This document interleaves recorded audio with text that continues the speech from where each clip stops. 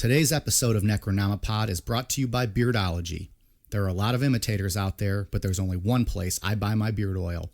Beardology beard oil nourishes your skin and won't leave you with that greasy feel. With over 17 cents available in their extensive product line, I trust my beard to Beardology. You can find Beardology at beardology.co. Use code NECRO15 to receive 15% off your purchase. Beardology. Discover the best way to avoid the shave.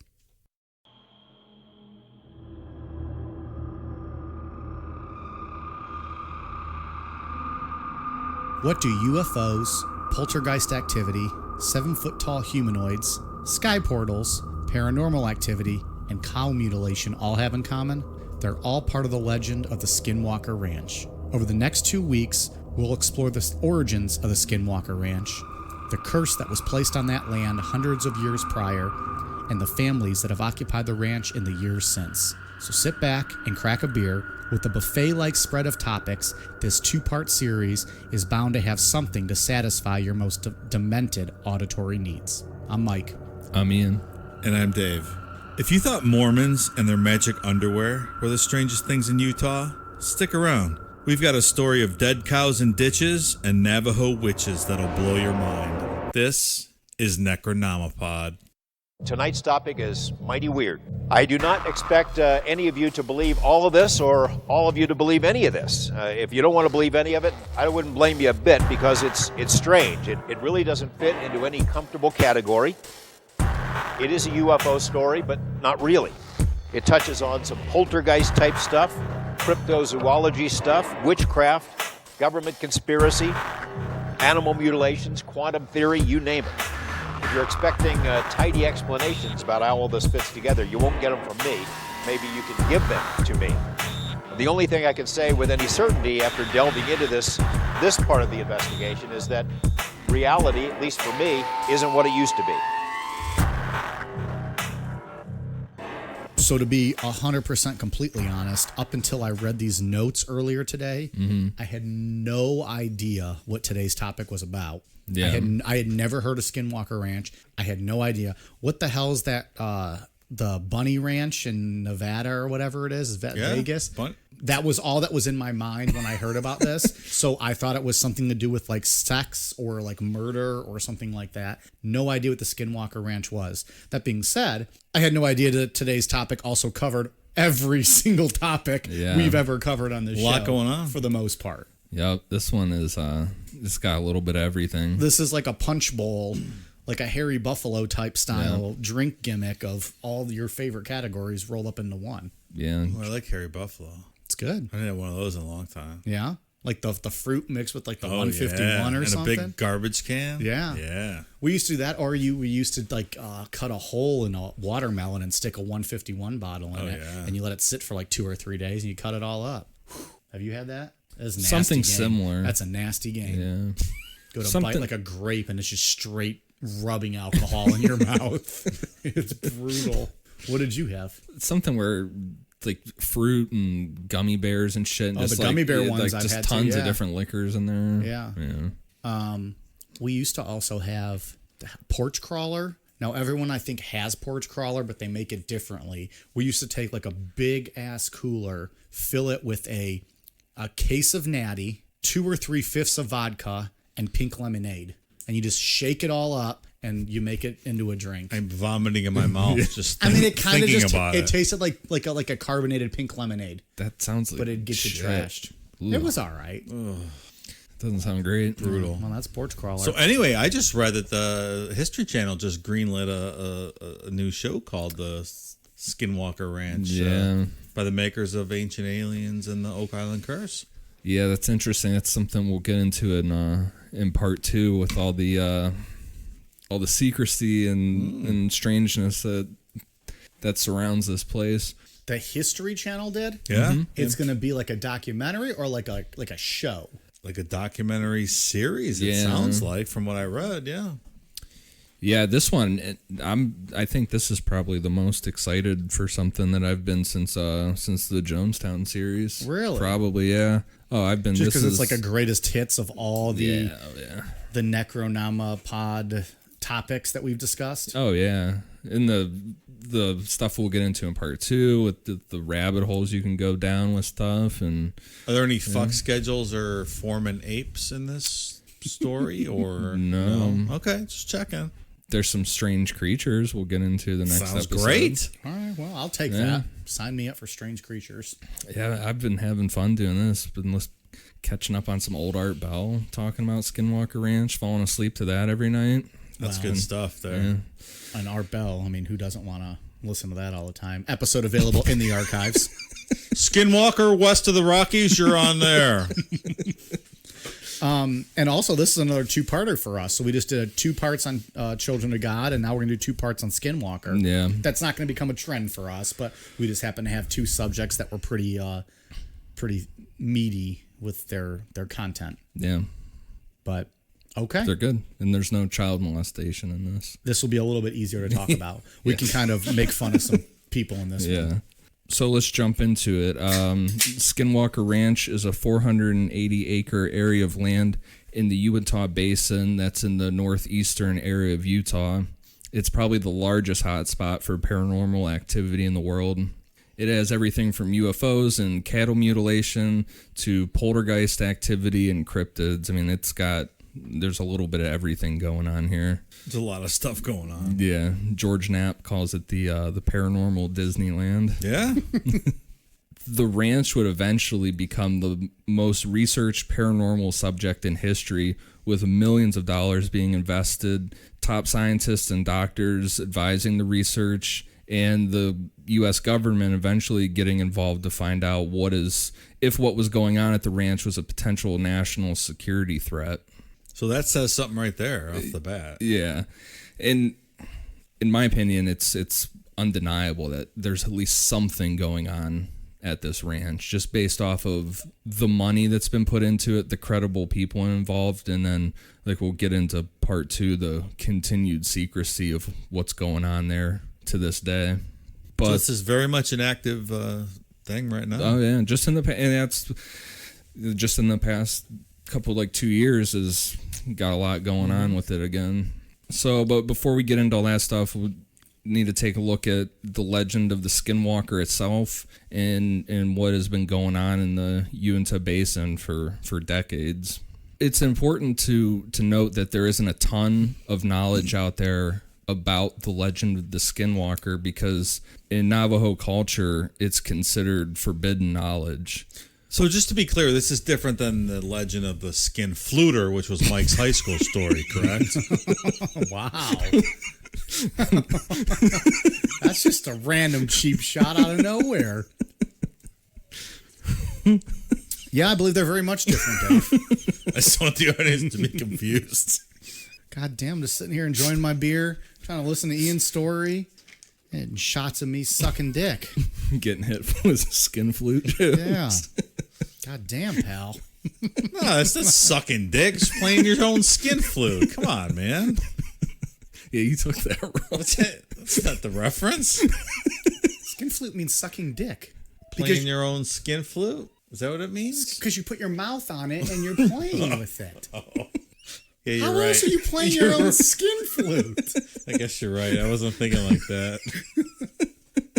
I'm not that good. Oh, boy. Yeah. We're on page 1 of our notes, folks. First paragraph here. A lot of editing going on now. And along with it being forbidden knowledge, skinwalkers are something that the Navajo rarely even bring up with each other, let alone with outsiders. And they do not talk about skinwalkers. But what is out there with the legend has its beginning with conflict between the Navajo and Ute tribes. So the introduction of the Spanish coming into North America introduced the slave trade to the Native Americans. This caused raids between Native American tribes where captives were sold into slavery. And unfortunately, the Utes did this to the Navajo tribe frequently. And that plays a major part in the beginnings of the Skinwalker. Because, I mean, you know, there was a lot of shitty stuff going on at this point, you know, with Europeans coming over and doing shit and everything, you know. So the tribes didn't previously enslave each other until they learned that behavior from the Spanish? Yeah. Okay. Yeah, and then the Utes doing it to the Navajo kind of kicked this whole Skinwalker thing off. The Utes also sided with frontiersman Kit Carson during the early Native American wars that occurred alongside our Civil War. And since the Utes were seen as traitors among other Native American tribes, it's said that the Navajo put a curse on them, and the name of that curse was the Skinwalker.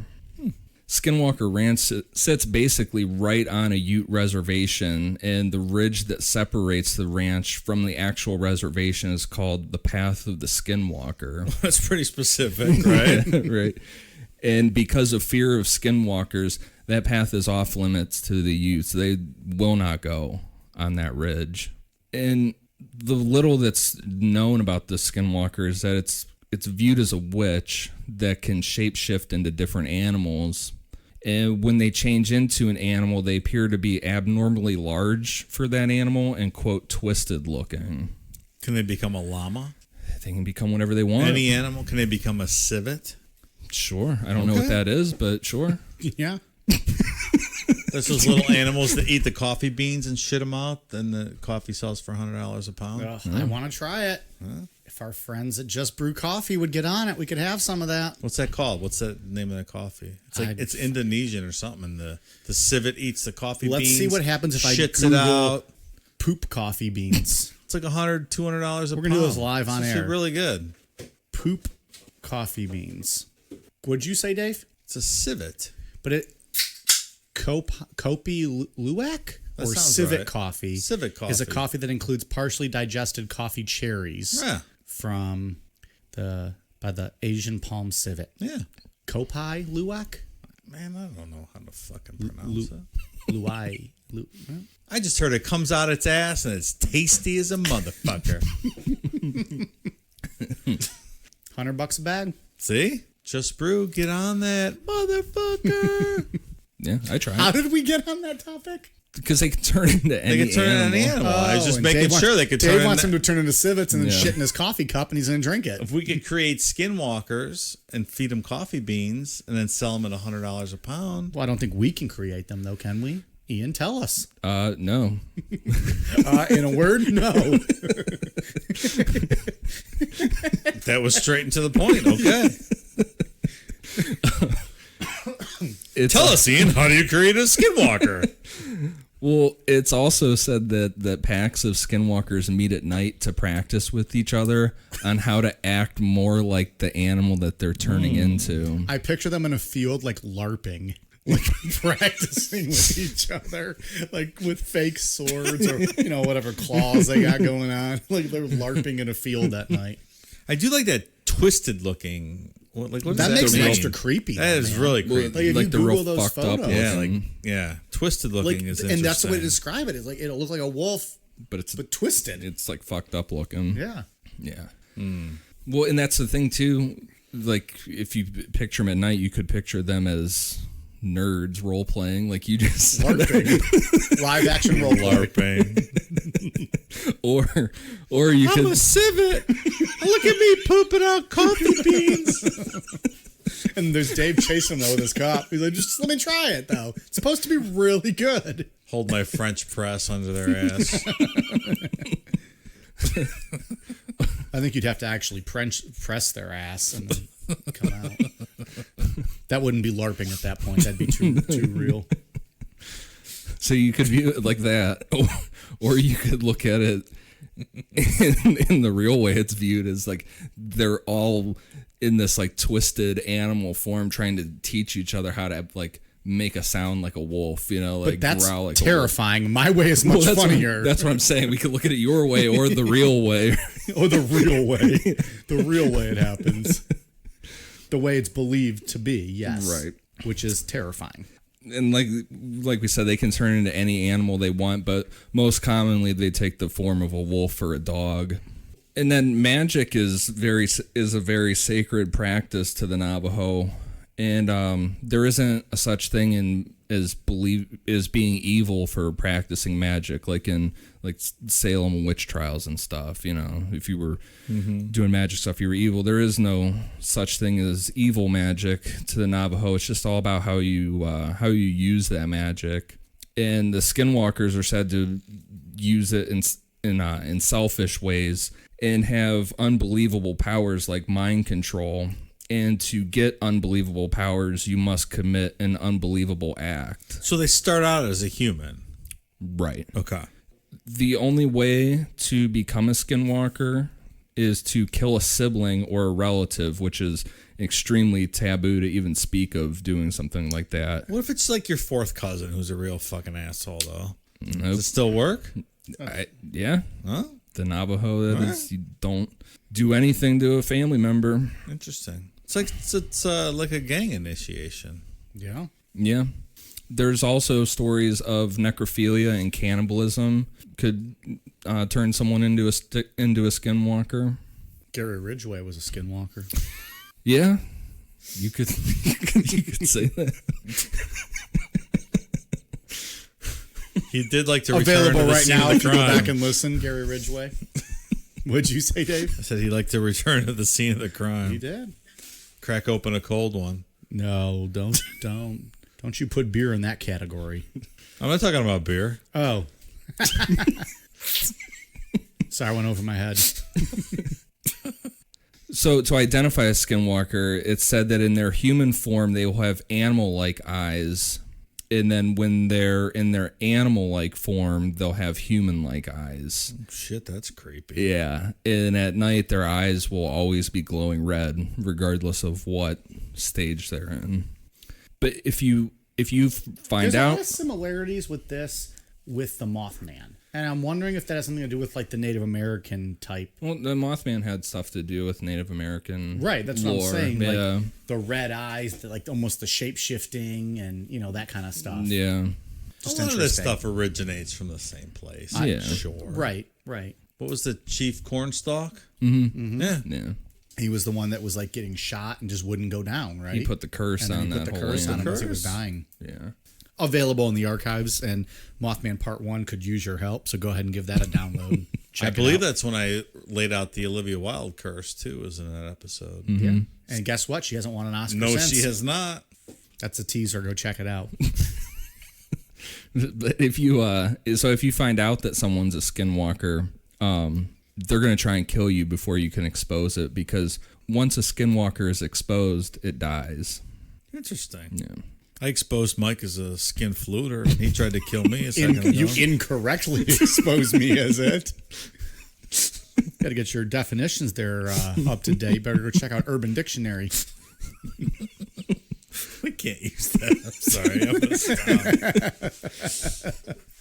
to stop. To keep their secret safe, the Skinwalkers use something called corpse powder. And it's a powder made from dead bodies, and they blow it in the face of someone who realizes that they're a Skinwalker. How does a Skinwalker know when someone realizes they're a Skinwalker? I think it would be like they're like scared, like, oh fuck, it's a Skinwalker. That's what I imagine. So if they were like, oh, it's a Skinwalker. Yeah, I mean, Now I I guess. know. Well, he said this is all like really third, I know. fourth hand shit, because they I'm won't talk nitpicking. about it. But so the Skinwalkers have this dust that if they know that you know, they could take you out. Right, they'd blow it in your face, and it said to cause your tongue to turn black, have convulsions, and then you eventually die. I want some of that corpse powder. Come in You want handy. your tongue to turn in black? I want to blow Oh, it do you on want to people. blow on people? Yeah, that wouldn't be too bad at all to have. Keep that in the back pocket. Next time we get a bad iTunes review, just go ahead and blow a little bit of that. Boom. Think twice. But like we were saying, like none of this is concrete information. It's just what's out there, because the Navajo they refuse to talk about it. And it comes from rare occurrences when someone from the tribe has talked to someone, or there's a guy, and I can't remember his name, but he married into a Navajo family, and he was on Coast to Coast a bunch. talking shit. He sounds like a real pain in the ass. Like, that's all he wants to talk about with his in-laws, and they're probably like, motherfucker, this is like forbidden knowledge. Why do you keep bringing up Skinwalker? Who brought this asshole into the family? They should blow that dust in his face. Right. And like we also said, that the Uintah Basin is also a hot spot for UFOs, and starting in the 60s, the reports blew up in the basin. A man named Joseph Hicks, who was a local in the area, started documenting all these UFO sightings, and he came to the conclusion that a lot of them that he documented, 80 of them were actually credible. And he contacted a guy named Dr. Frank Salisbury, and the two worked together for 2 years and eventually put out the book, The Utah UFO Display. So how is this book viewed by the UFO community? Credible. Legitimate? Mm-hmm. Okay. Yeah. Yeah, it's really well researched. It's just like a layout of credible cases that were... It's like all UFO books. It's not like super entertaining or anything like that. You know, it's just fact-based. Here's this. Yeah. And when did this book come out? 70s. Okay. Mid-70s. When Dr. Salisbury and Joseph Hicks put out their book, there wasn't anything in it about Skinwalker Ranch. But in the 2005 book, Hunt for the Skinwalker, it's claimed that the ranch is like the beating heart of paranormal activity in the Uintah Basin. So it's either one of two things. Either nothing was happening in 1973 when Dr. Salisbury wrote his book, or the people at the ranch living there at the time weren't talking about paranormal stuff going on. Well, that's interesting. Yeah. So when all Or this... did maybe the widespread coverage, from the book of the whole area maybe force them to, consolidate into this one ranch? Maybe. I don't know. Yeah. It could be anything, I guess. Well, we'll get into it here, some arguments to back and forth on if something was going on at this ranch for as long as George Knapp and Colin Kelleher say or not. Because after Hunt for the Skinwalker came out, Dr. Salisbury wanted to find out why he hadn't heard anything back when he was researching his book on this. So he tracked down a guy named Garth Myers, who was the brother of Kenneth Myers, who used to live at the ranch with his wife Edith. Garth was the one who negotiated the sale of the ranch in 1994. And according to Garth, Kenneth and Edith lived there without issue until Kenneth died in 1987. Edith lived there alone for another 5 years until she was moved to a nursing home. She died in 1994, and that's when ownership transferred over to Garth, and the sale was made to the Gorman family. Garth stands by the fact that in the 60 years his brother lived there, never once did he ever talk about anything weird happening on the ranch. And most people in town weren't much help either with finding anything out about the Myers because they didn't really socialize with anybody. They really kind of, like hermits, kind of really kept to themselves. 60 years is a long time to live on that ranch. Yeah.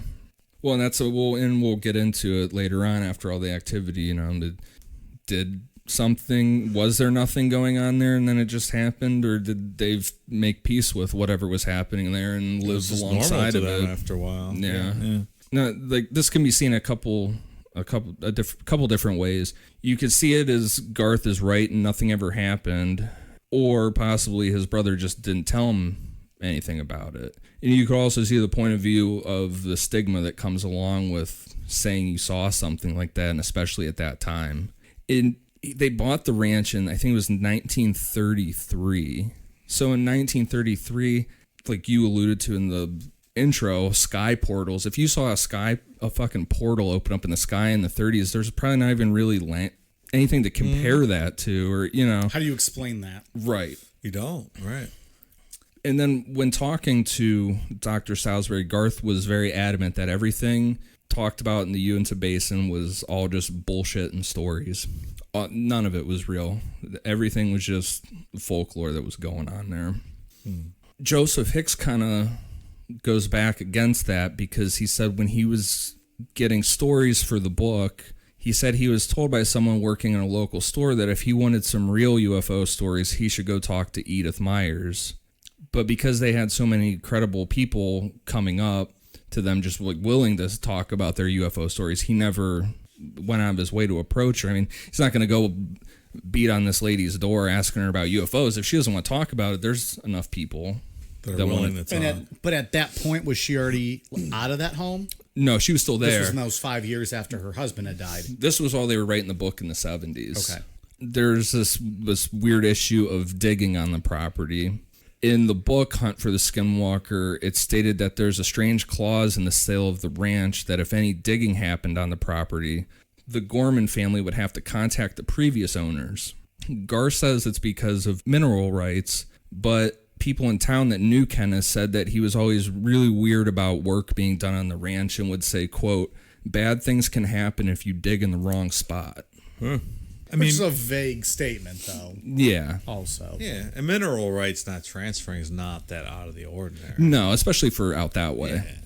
So, I mean, that could be completely valid. But regardless of what the real story is, as far as the past of the ranch, in 1994, the Gormans moved in with their 2 kids. So the Gormans move into this the ranch, and then this is where we start to get that buffet of all the goodies that people tune in the Necronomicon to want to listen to, hear about. This is we where some UFOs, some cow mutilation, some zombie wolves, 7-foot tall black humanoids. Gonna almost straight out of Betty and Barney Hill style, the way they looked in their spaceship, right? Didn't they look all black as Betty and Barney Hill described them? Yeah. All right. Yep. So we'll talk about Betty Hill being a crack whore right after this. We like to drink beer, a lot of it. After a long night of drinking and talking crime and conspiracies, there's nothing that wakes us up and gets us ready to start the day better than Just Brew coffee. With a great selection of roast levels to choose from, you're guaranteed to find one that suits your style. Small batch roasted to highlight the unique features of each coffee bean, Just Brew coffee caters to both casual and hardcore coffee drinkers alike. Since 2010, Just Brew Coffee has worked tirelessly to perfect the roasting process and technique, which has resulted in seriously delicious, always flavorful, and never bitter tasting coffee. If you're already drinking JBC, raise your mug. If you're not, raise your standards. Check them out in social media, and remember, they roast, you just brew. Check out their new online store at youjustbrew.com and up your coffee game today. Use code NECRO15 to receive 15% off your order of 2 pounds or more. So in the book that made this place popular, The Hunt for the Skinwalker, the last name Gorman is not the family's real last name. Their last name is Sherman, and that leaked out later on. But when you read about this, you see it can get real confusing because some people still use Gorman, some people use Sherman, and it gets really, like, if you didn't know what you were looking for, you're like, wait a second, who are these Sherman people all of a sudden? Well, they call it Sherman Ranch, too, sometimes. Right? Yeah.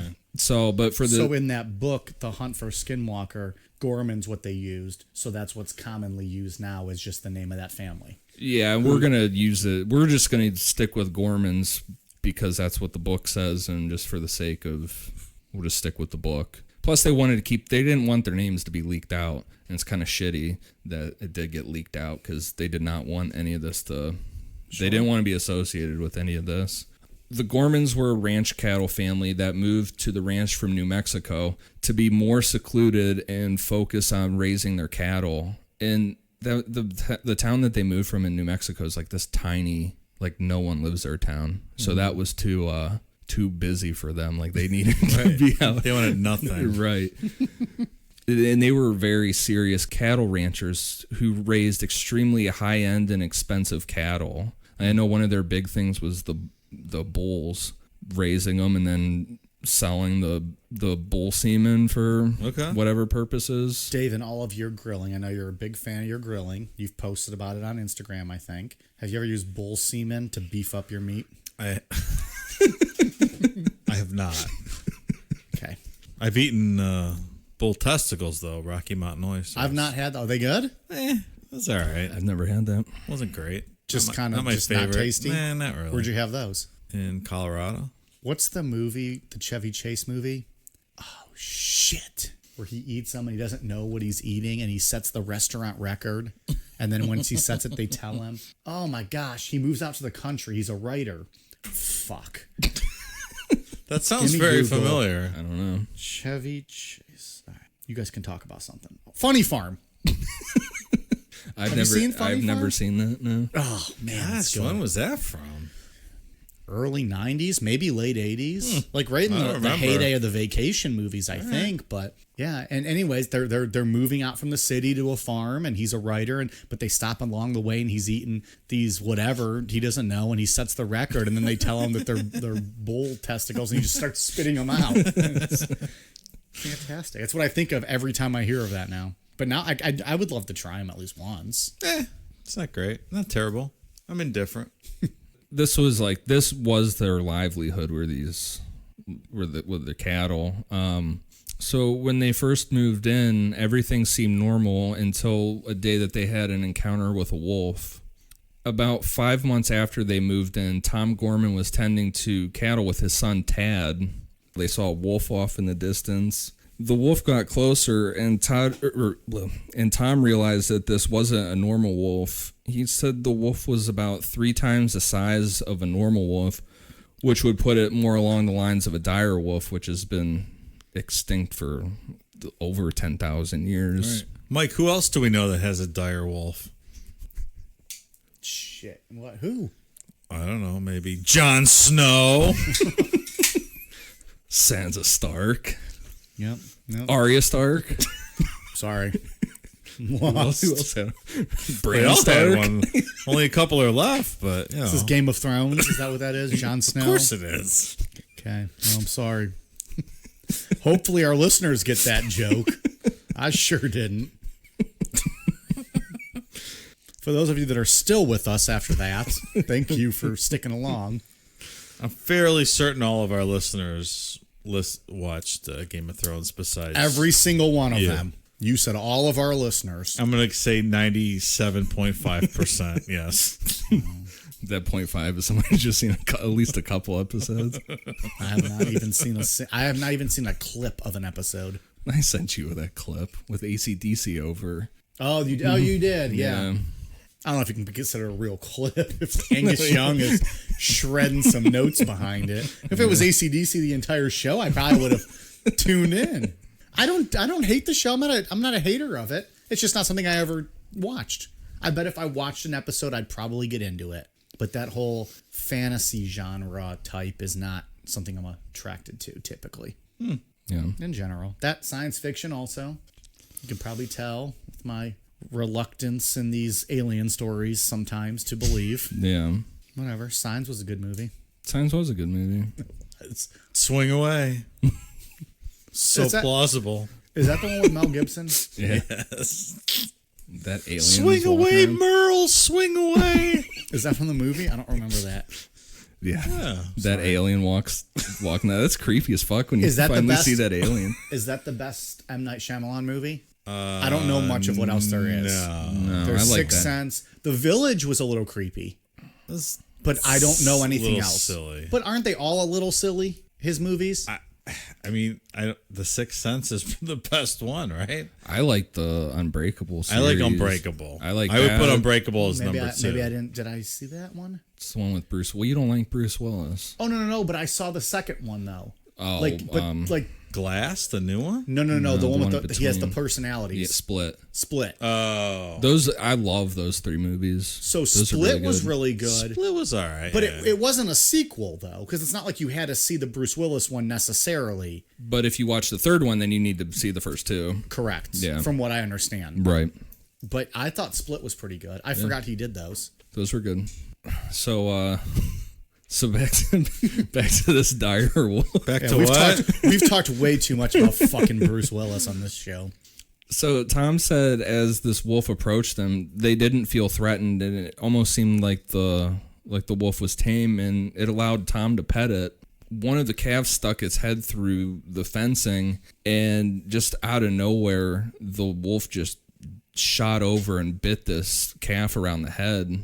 And so Tom was like, fuck, this is a shit ton of money here. And he started kicking the wolf, and it wouldn't let go. So he sent his son to get a 357 out of the truck. At this point, would you say the situation with the wolf was dire?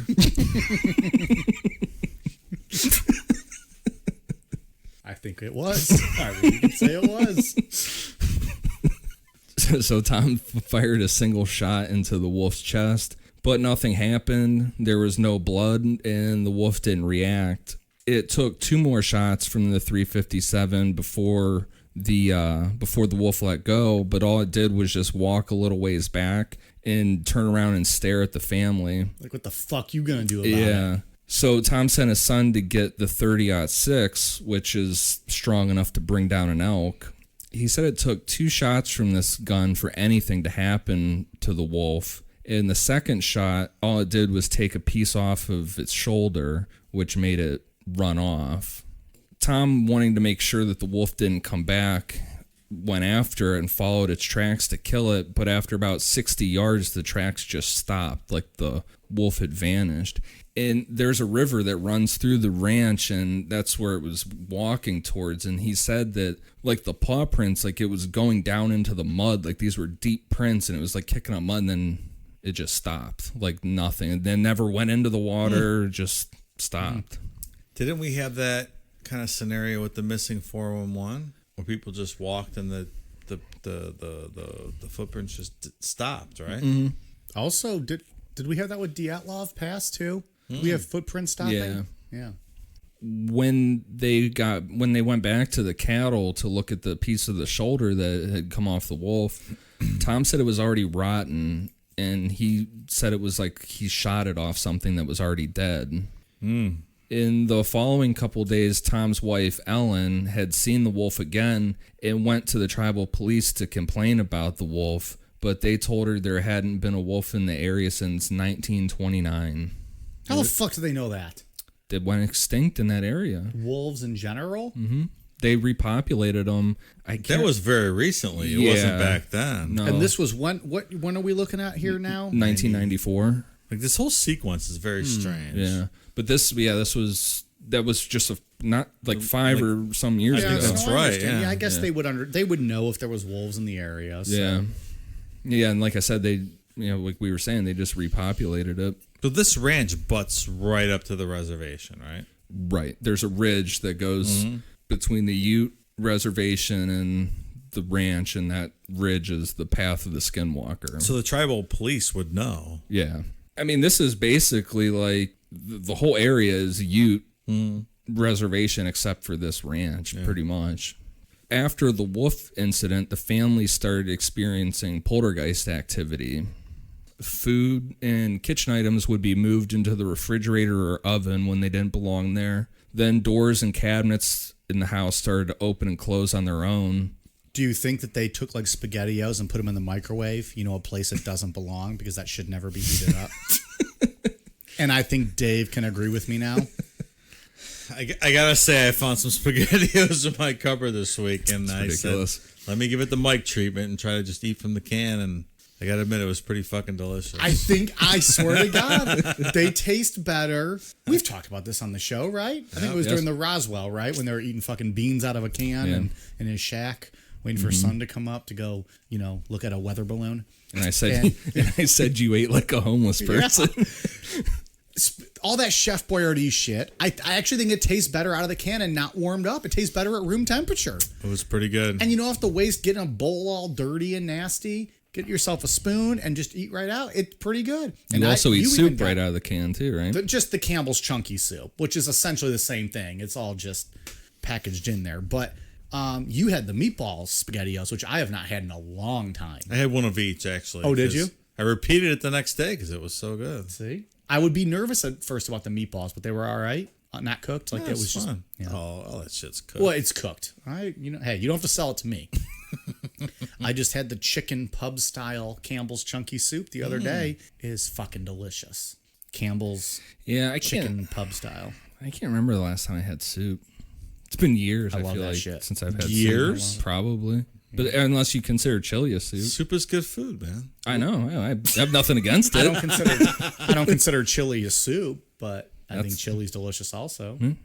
Either way, go to your local grocery store, buy yourself some SpaghettiOs or some Campbell's Chunky Soup, try it out of the can, and let us know what you think. I'm telling you, if you like that shit in general, you won't be disappointed. If you're willing to eat it warmed up in a bowl, you're going to eat it out of a can and you're going to enjoy it just as much. If you're someone who looks down upon all of that, then don't do it, because you're going to fucking get grossed out. go eat a kale salad or something. It's pretty specific. Yeah. What do you have against kale? Nothing, but whatever. I'm not a healthy eater, so. No, neither am I, so I'm not going to act like... I think all of us at times try to be healthy eaters, but there's also times when all of us are just pieces of shit and we drink and eat. Dave's eating bull testicles. I'm eating SpaghettiOs out of a can. You're eating Wendy's triple cheeseburgers. And I'll eat anything. So yeah, they had the stuff would show up in the refrigerator or the oven when they didn't belong there. Doors and cabinets in the house started to open and close on their own. And this stuff could easily be explained away by their kids just messing around, but like classic poltergeist stuff, it was gradually ramping up, like seeing what it could accomplish, kind of like the get away with. Yeah. So do we think these skinwalkers felt that the family and this ranch were invaders onto the Indian reservation? I mean, is that the working theory here? As we go along this, it's almost like the Gormans are living on its land. Almost, it's like Yet there's no account of anything happening to the Myers family. No, but what's interesting about this poltergeist stuff with the kitchen cabinets opening and closing, when the Gormans moved in, they said that there were sliding locks on all the kitchen cabinets and shit, and there's these big ass locks on the doors that shouldn't have been there. And Garth said, the former owner's brother said there was no locks anywhere, but then a neighbor a ranch over said that he 100% remembered that there were locks all over that house. And so if there were really locks on everything, that would kind of explain why there would be. They're like, all right, well, you keep opening and closing the cabinets. We're just going to put locks would be there. on There'd them. be more questions, sure. Yeah. And especially if Garth is lying about it. Well, and Garth, I don't think, going back to him, I don't think he was like intentionally trying to like shit on anything. I think it sounded more like he's a guy from an old guy from that time. And it's like, I don't want my name associated with any of this alien shit and all this stuff, you know. But then why lie about all that stuff? Like, oh, there's no locks. They never said anything. Because I just don't think he wanted his name associated with or his brother's name associated with any of this or any of it.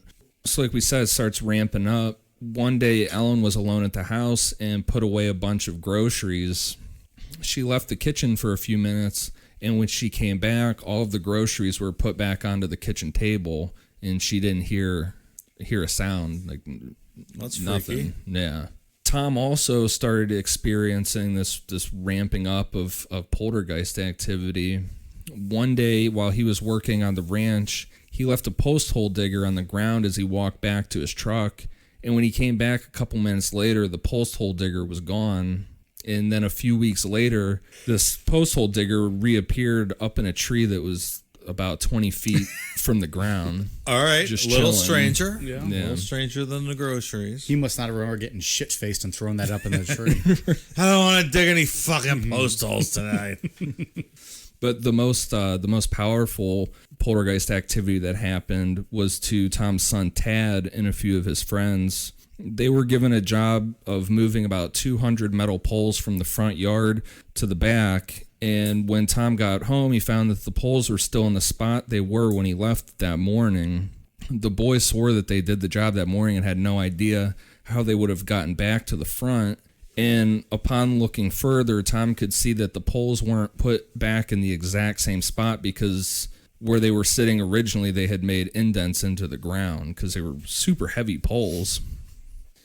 And I don't think, some teenage kids aren't going to be like, hey, let's pull this prank and go move over 100 pounds worth of metal poles and then, or just move them slightly over to fuck around. You You don't know? think they just got stoned all day and... That one, I don't know. They could have, but that just seems like an odd prank to do all that work when you could have just done the same work and not have done the prank. If you're going to move 200 poles, why not just move 200 poles? Yeah. Yeah. And you guarantee he's not going to pay him to redo the job. Right. I would assume not. For the kind of guy that Tom sounds like, the strict ranch. Well, if he is ranch also guy. a strict dick, though, then that makes more sense why they would just pull this kind of piece of shit Fuck move. you, Tom. And your stupid son, Tad. So we talked earlier about Tom not wanting a book to be written or anything about this. So where do we have all these stories? Like, how did he relate these stories to someone, and where did this all come from? We'll get into that in part 2. Okay. We'll get into that in part 2. Oh, that little teaser. But the thing too is with this poltergeist stuff, at first they didn't talk, like Tom and his wife Ellen didn't talk about it with each other because they're like, what the, like, am I going nuts here, you know? But then as stuff started happening, then they started like saying it to you, like, what the fuck is happening?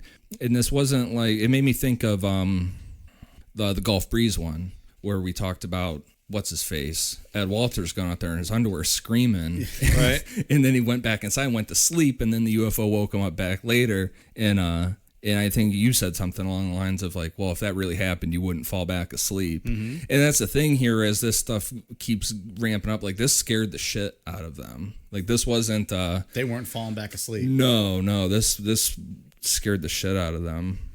Ed Walters was the guy jumping through his bushes in his underwear, right? Yes. Or like in the movie, we said that it would show him like shooting at spaceships, but then it would show the neighbor's view of him just going like, how's that go, Dave? Pew, pew, pew, pew, pew, pew, pew. Shooting up at the sky. Yes. And the neighbor's like, what the fuck is this crazy guy doing? Yeah, Ed Walters had a loaded gun aiming it at the sky. Okay, sorry. Sure. Screaming. No, not pew, pew, pew. That's what the aliens were doing to him. Yeah. Pew, pew, pew, pew, pew. There's Star Wars lasers going by. Yeah, he was going straight burbs out there with a loaded gun. Things would get this is where things start getting a lot stranger than just poltergeist stuff. They started to experience this phenomenon called chupas. In the 1970s, there was a wave of UFO sightings in Brazil that were called chupas. These were reported as resembling RVs with no wheels that hovered. And they were said to be extremely smooth and seamless, like they were made of porcelain and gave off very bright light. The other way I heard them described as like almost looked like refrigerators.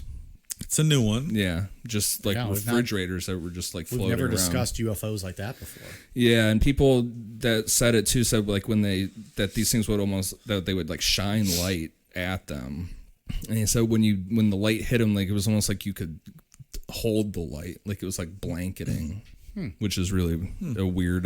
So I Googled chupa and it said it's Brazilian Portuguese slang for suck it. Mm-hmm. That's also out there. So that's also a theory, Dave. A lot of people sucking dicks out there. Big RV-style dicks. That smooth and seamlessly go in and out of your mouth. Skin fluters, if you will. Yeah. There, now you're catching on. So the first occurrence of these RV-looking UFOs was when Tom's nephew Dave was sent to the ranch for a, quote, toughening up visit. Oh, boy. So poor Dave. Yeah, he was from the city, which I don't know what the city would be considered out there. Like if he was from a big city or if he was just from a small town. Salt Lake City, maybe? Maybe. But he had his magic Mormon underpants in a bunch and had to go out and learn how to be manly. That's a different story for a different day. So one night, Tom, who knew that Dave was afraid of the dark, forced Dave and Tad to take a night walk with him. Thanks, Tom. And Tom had been warned by locals about weird things happening at night, and not even just the weird things, just other animals that are out. Like it wasn't exactly safe to be out wandering around at night, but Tom loved walking around at night and wasn't going to give up on it. So as they were walking, Tom spotted some lights that looked like an RV in the distance, and he was already having problems with illegal poachers coming on the ranch hunting. So Tom and the boys went to go get him off the property. Just as they started walking towards the vehicle, it began to drive away, but it was silent, and Tom noticed that the lights, that they weren't bouncing up and down as it was driving. So it was like, you'd think if it was something driving, you'd see, but it was just smooth. Yeah. As they chased after it, the vehicle started to just smoothly raise itself over the fences, moving away from them. And finally, the vehicle reached a grove of trees at the end of the property, and Tom thought that they had it cornered. But as they continued to get closer, the vehicle that he realized then was not an RV, but it was like this smooth porcelain, like refrigerator looking thing. Rose smoothly and silently straight up and then just flew away over the trees. So this obviously, and this scared the shit out of his nephew Dave, who started crying and then went back home the next day. I want to go home. Well, then there's crying Dave. I don't like flying RVs, Uncle Tom. Motherfuckers. You're a bad man. He woke up the next day and was like, I'm going home. Hate you guys. Called his mom all salty. Mom, there's a flying refrigerator. I hate the dark. Why'd you make me do this? That sounds terrible. Sent to a ranch for a toughening up visit. Yeah. I hate the outdoors, man. That sounds terrible. You and me both, brother. Like, where's my Xbox, Uncle Tom? Fuck you and your ranch. Yeah. Exactly. I have to fucking pack a backpack just to go check the mail in case I get lost. Let alone a fucking actual outdoorsy shit. Yeah. Sleeping outside, like nothing is less appealing to me than wanting to go sleep outside. I can't even walk home from somewhere in our neighborhood. So could you imagine me going out in the woods? Lost. No, that would not be good for you. No. You would fucking end up on missing 411. But it would not be a conspiracy. Just like, oh, yeah, makes sense. That dude got lost. He gone. Anyways, fuck sleeping on grass. So the next encounter with these vehicles was with one that Tom said was about 30 to 40 feet long and hovered about 20 feet from the ground. Tom said it was covered with multicolored lights around the bottom that were scanning the ground like it was looking for something.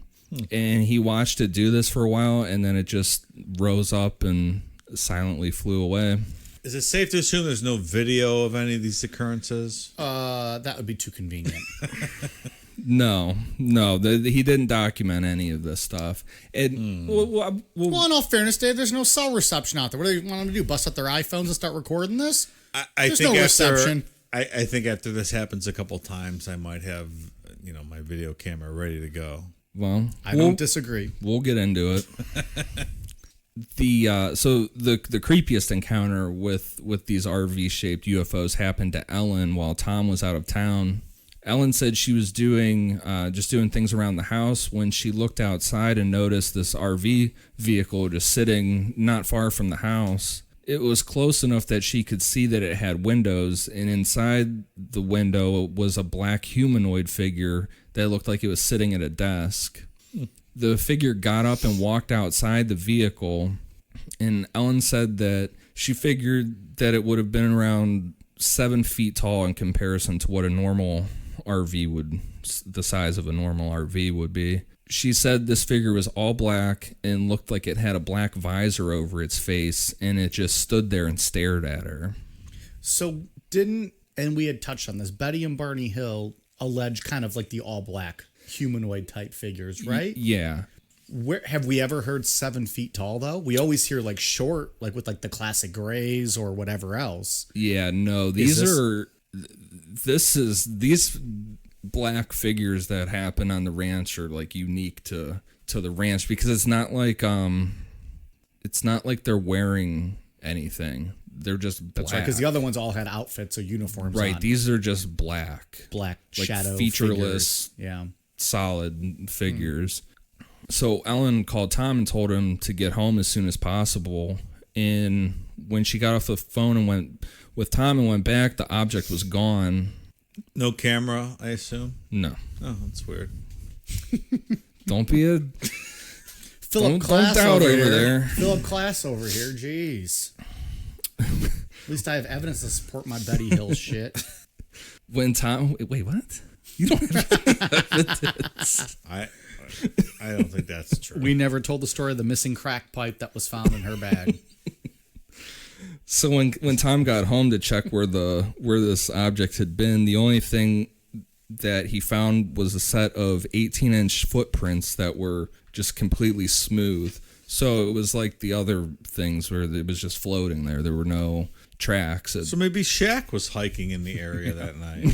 I don't know. Well, he would at least have like some Orlando Magic or L.A. Lakers, or who else he play for? The Cleveland Cavaliers. Oh, That's yeah, right, for he like did. one season. I forgot that. He lived out here right by us. Did he? In the Not too Medina? far, in Hinckley. What'd they do? Did they do anything that season? No. It's It was Cleveland, the so year of before course they did. LeBron came back, wasn't it? I thought it was with LeBron. Why would Shaq come to Cleveland if LeBron wasn't here? Was it? I don't know. I thought it was the year before. I don't watch I don't basketball. remember. It's been a long time. I watch real sports like NASCAR. Ian, continue. So, and then this brings us to my favorite part of the story, which is the orange portals. And I can't even talk about my favorite part until next week on part 2. But He's so giddy right now. God damn, it's like our whole Jonestown series where he just had a boner for 3 weeks straight. so over the 2 years that the Gormans lived on the ranch, they saw sometimes every once in a while they had seen this floating orange mass in the sky. This orange mass would change shapes. Sometimes it would look more elongated. Sometimes it would look perfectly round, like he said, like a setting sun. But inside of it was what Tom described as a, quote, different sky. He said at night that he could use binoculars to look into this object and just see a distinctly blue sky, like it was daytime on the other, like inside this thing. Yeah. Like it was looking into another world. In one of these instances, Tom said while he was looking at it with a hunting scope, he saw a black triangular object just like get larger and larger until it flew out of the portal and just disappeared into the night sky. Like his own real night sky. Right, yeah. So is this like an interdimensional portal or a Stargate or something like that? Yeah, because, you would think that you could look at it, or that for the size of this thing and what they described is that more people other than just them in the area would be able to see this thing. Yeah. Or were they describing it as big? Like, Yeah, pretty decent sized thing. And then because what Tom found is that if the object changed shape depending on where you were positioned looking at it. So after looking at it from different angles, he realized that this object was flat like a piece of paper, that it would go completely out of view from a certain angle. And the only place that you could see it in in complete view, like a circle, was right at the first homestead on the ranch. So there's 3 homesteads on the ranch, and one of them is where there's the most of the activity occurred, and that you would have to like stand directly in front of this homestead to be able to see this thing. who occupied the other homesteads on the ranch? One of them's was completely abandoned.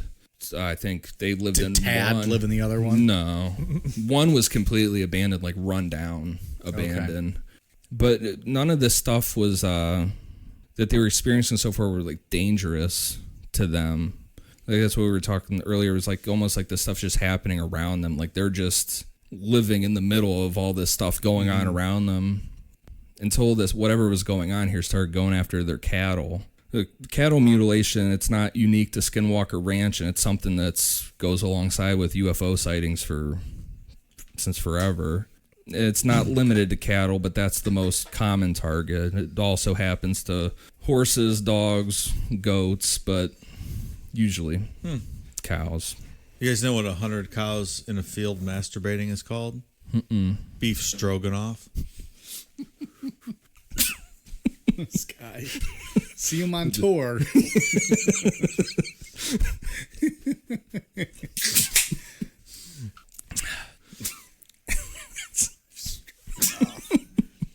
The ugliest sounding dish of all time.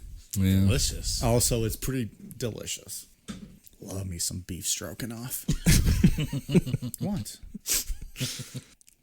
The mutilations, they're always done with like surgical precision, and there isn't, 99% of the time there isn't any blood left behind. Like it was completely the lack of sucked. blood here is intriguing. Yeah. It's very strange. It's odd. It's During the 70s, cases of animal mutilation became such an issue that Senator Floyd Haskell from Colorado contacted the FBI to investigate 130 cases that happened in his state When the FBI finally released their report, they had found that there were 8,000 unexplained cases of animal mutilation in Colorado alone in the past 10 years. So that would have been for the whole decade of the 70s.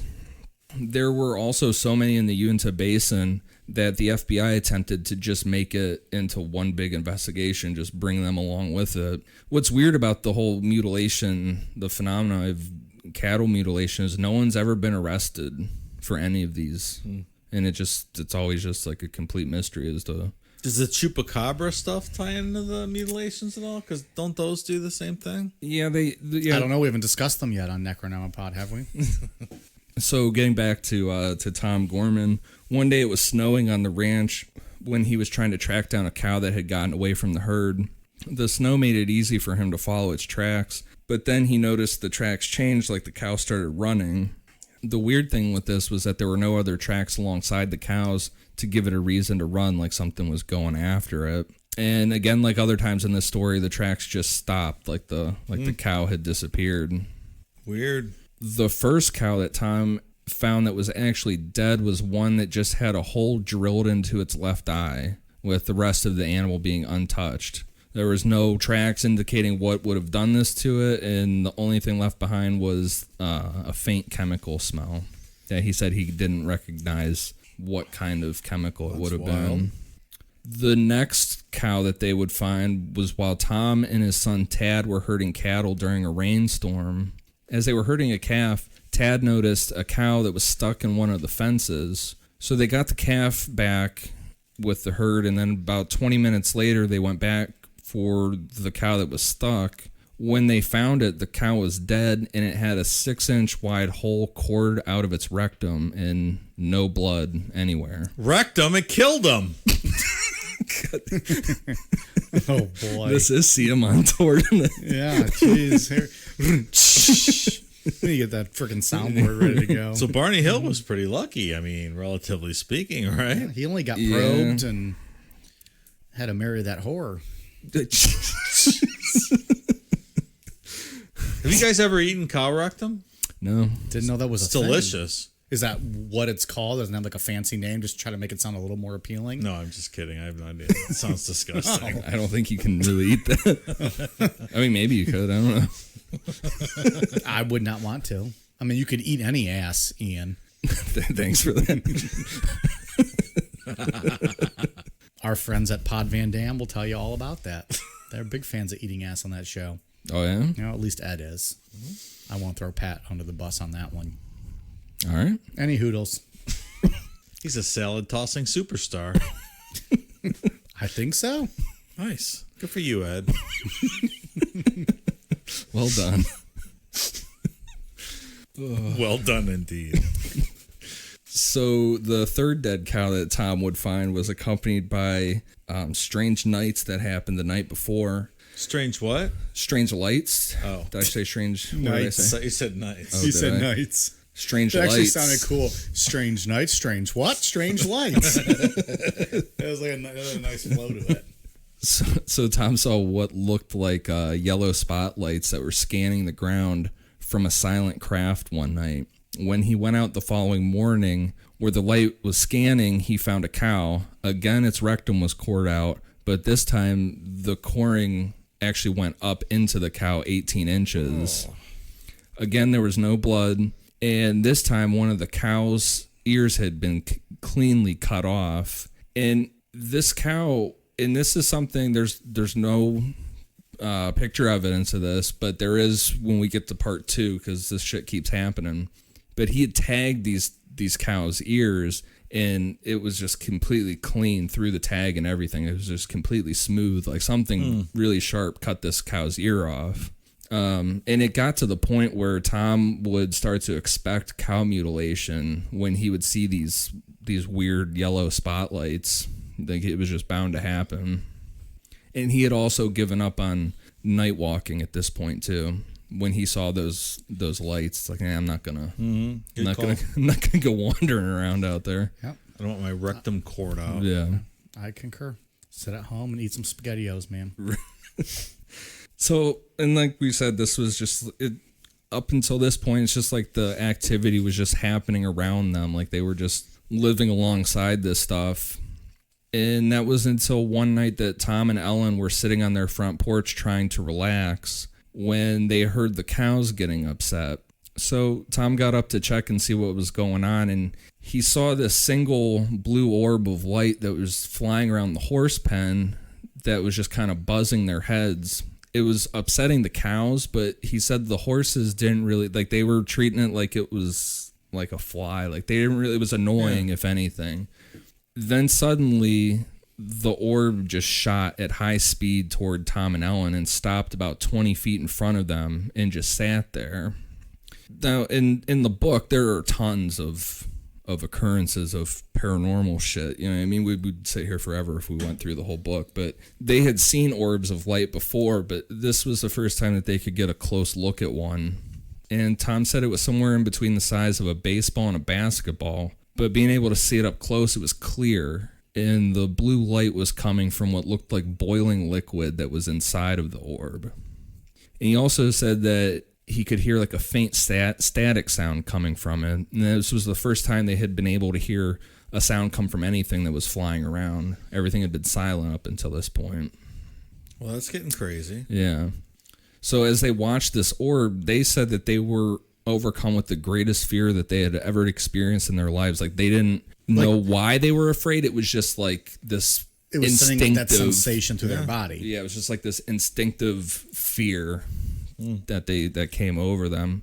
So Ellen, they not knowing what to do, she picked up a flashlight and aimed it in the direction of the orb.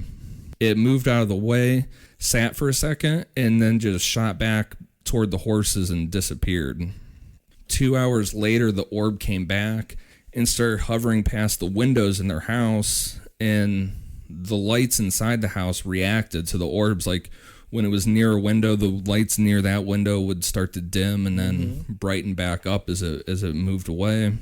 And Tom and Ellen sat inside just super scared, just waiting for this thing to leave. And after a while, it did. It was just checking out whatever it wanted to check out and went on its way after a while. What are the odds it was just an Amazon drone, like trying to drop off a package? Might have been lost on its way. They might have been bringing a replacement rectum for that cow. Boom. Mystery solved. That's it. Go call up George Knapp. They didn't know Tom and Ellen were just eating some cow ass that night. You wrecked them, we fix them. That sounds like a Three Stooges type thing.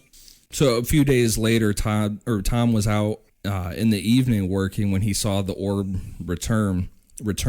So Tom, pissed off, threw down his pitchfork and started walking towards the orb, to which the orb shot down behind a ridge. So Tom wanted to see if it was really reacting to him. So he hid behind a large pile of hay and just waited for a while. And after a while, the orb came back over the ridge and started to flow lower to the ground like it was looking for Tom. Tom jumped out from behind the hay and started yelling at it, to which it responded by blinking on and off a couple times and then just flew away. This part's interesting because it suggests that whatever the orbs were, they were either controlling themselves or they were being controlled by something else. And it also suggests that it doesn't have some type of special ability to know what was going on at the ranch at all times because it couldn't find where Tom was. Like you get other UFO things where people are like, oh, it's speaking into my mind. There is some of that speaking into the mind thing in part 2, but as far as the orbs are concerned, it was like they didn't have that type of paranormal thing. That makes sense. And what's interesting is that Tom is trying different things here. Like he's pissed off. He's trying to trick this thing. But it goes back to Dave's point of, why couldn't you just bust out like a camcorder? You know, like if you're hiding behind a hay pile, yeah, hold up a camcorder and let's see what's happening. Like I'm sure you're at your wit's end at this point. Like what the fuck is going on here? And if you have this much time to plan out that like, all right, I'm going to start to tease this thing and you had enough time to run in back to Radio Shack, 300 miles away and get a camcorder. I mean, I probably would have if that was me. Yeah. I would have driven as far as I needed to get a recording device. Right. I mean, that is part of the skepticism, and that's really, there is no argument for it. to be honest, there is not. You could always say you could have at least tried. You know, I don't know. I mean, the only argument you could make for Tom is that they were very, very small town people.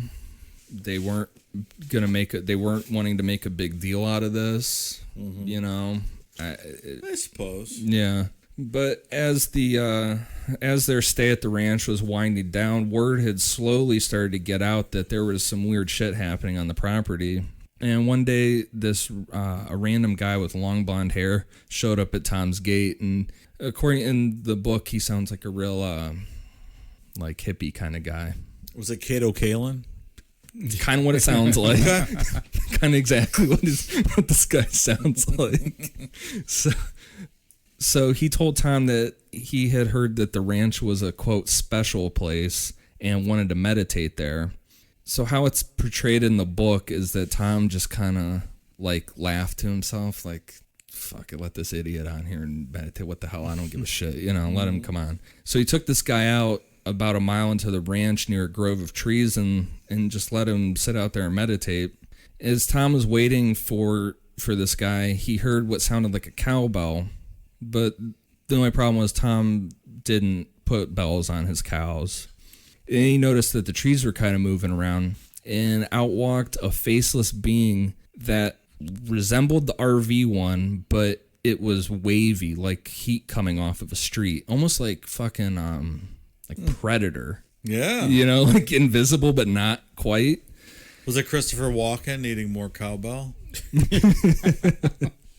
This thing started running towards the guy that was meditating, and before Tom could say anything, the being stopped right in front of the guy and just let out this huge, like, unearthly roar. Well, that's terrifying. Yeah. And the Kato Kalin guy just freaked out and started stumbling back and grabbed onto Tom and started crying. And this being just slowly moved back into the trees. And it's exactly like the Predator. Yeah. Well, and it said in the book that this guy was just like freaking out crying, and Tom, the quote was something along the lines of like, if you don't stop or if you don't get off me, I'm going to hit you. So, Tom, just like my pussy nephew Dave. Well, I think at this point, Tom was like, look, I've been dealing with this shit for 2 years. Yeah. Relax about it. Like, your city ass. You just go home, motherfucker. Kato Kalin's rolling up in here. Get the fuck out. Do you think he brought him a Big Mac like OJ? Yeah, he did OJ. I don't know, maybe. This motherfucker should have went with a quarter pounder with cheese. In 96, Tom finally had hit his breaking point with everything. One night, the blue orb came back, and Tom was pissed and just decided to let his 3 hunting dogs go on it. And up until this point, Tom always said that he felt like he was protecting the orb from his dogs, because his dogs always wanted to go after it, and he figured they're going to tear up this, because it would fly super low. Mm-hmm. And finally, he just said, fuck it, and let him go. And the orb led the dogs out to the edge of a tree, and soon the barking changed to yelping sounds from the dogs. And there was no way in hell that Tom was going into the grove of trees at nighttime. So as soon as the sun came up, he went out to see what had happened. But all he found were 3 burnt spots that were just piles of burnt flesh. Like, way to fucking go, Tom. Yikes. They just blew up his dogs. So that was it. Yeah. That was enough.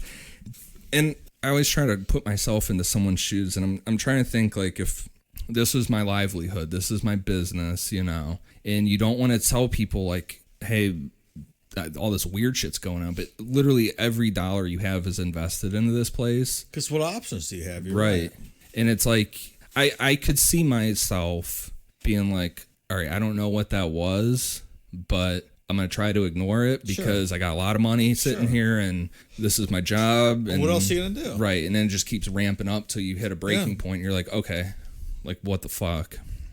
Tom contacted a newspaper called the Deseret News, and in June of 1996, they published an article with a quote from Tom that was just, quote, "I want this to stop." Like we said before, this stuff just scared the shit out of him. This wasn't like Ed Walters was just out there falling back asleep after it and whatever. Little did Tom know that there would be a billionaire paranormal enthusiast who would read that article and come to his rescue. And that's where we'll pick up next week. And we'll get into what Tom DeLonge from Blink-182, Robbie Williams, and a fictional metal that makes Wolverine's claws has to do with this story. And we'll also get into some very real U.S. tax dollars that were spent trying to figure out what the hell is going on at the ranch. If that doesn't bring you back, nothing will. Tom DeLonge, Robbie Williams, and some U.S. tax dollars. Hell yeah. And This Wolverine's story's claws. nuts. Yeah, and Wolverine's the metal that made his claws. Yeah, it only gets better from here. This is my favorite paranormal story. I love this fucking story. This is a wild one, man. Yeah, and and those are kind of like the greatest hits of the book as far as what happens to Tom Gorman. But I mean, it's But there's a filled with lot shit. more. Oh yeah, because here, let me pull. I got it right here on my computer. I found. You better be this, careful. He might dive into part 2 right now. No, I found this website that couldn't find out who is running this website because I wanted to make sure it was legit what they were claiming. But they have a description of all the stuff that was seen on the ranch, and they talk the spotlight lights, the orbs of lights, these invisible helicopters, which we'll get into, the black triangle, the zombie wolf, got the these disembodied voices we'll get into. I mean, just tons and tons of shit that I'm all in on the zombie wolf. yeah, and they called it that being the sentient mist. Oh boy. Yeah, but it's All right, cool, can't man. wait till next week. Fucking love this story. So, and any excuse to listen to Art Bell to do my research is Well, obviously. good shit. And any excuse we have to plug our Art Bell episode that's available right now and people to listen to.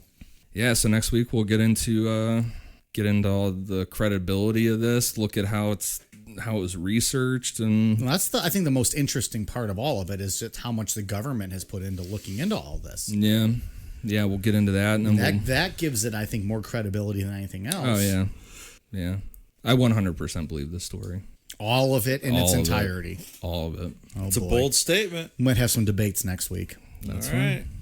All right, Ian, you got anything else you want to have on get off on this episode? Nope. Dave, you got any other thoughts? No, sir. We've talked about bull balls, cow ass. What else have you eaten in your day? Lots of stuff. That's enough for tonight. I believe though. that. I believe that. All right, what shout outs we got, Ian? For iTunes, we have Devin Fox, SW, and Joanna Banana. Thank you guys for the awesome What was reviews. that one? Joanna or Banana? Yep, That's a cool name. How Joanna about that? Banana. I like it. I don't hate it. So yeah, thanks for everybody to listen. That's been listening. Downloads, like I said, the past couple weeks keep going up and up. They've been doing well. What country are we? Latvia. Yeah, trending in Latvia We're about Latvian that? heroes. How Who about knew? that? and on Spotify. Shout out to Latvia. Fuck yeah, Latvia. Yeah, hell yeah. Yeah, We're trending in Latvia. That's wild. yeah. Anyways, I'll make this outro quick because I know people like to fucking turn it off and skip this part. Twitter, Instagram, Facebook, YouTube. We are at Necronomipod. We will have some merchandise coming in the future, so stay tuned for that. We're just kind of getting everything situated and finalized. I know you guys are pretty pumped about the Instagram and Twitter posts we had the other day, so stay tuned for more information on that. Please subscribe and leave us a review on iTunes. That goes a long way to help us. We appreciate it, and help spread the word any way you can about the show, because we would love to fucking make a living off doing this if that was possible. That would be cool. Okay. All right, you guys ready for a cool down beer? Cheers. Yep.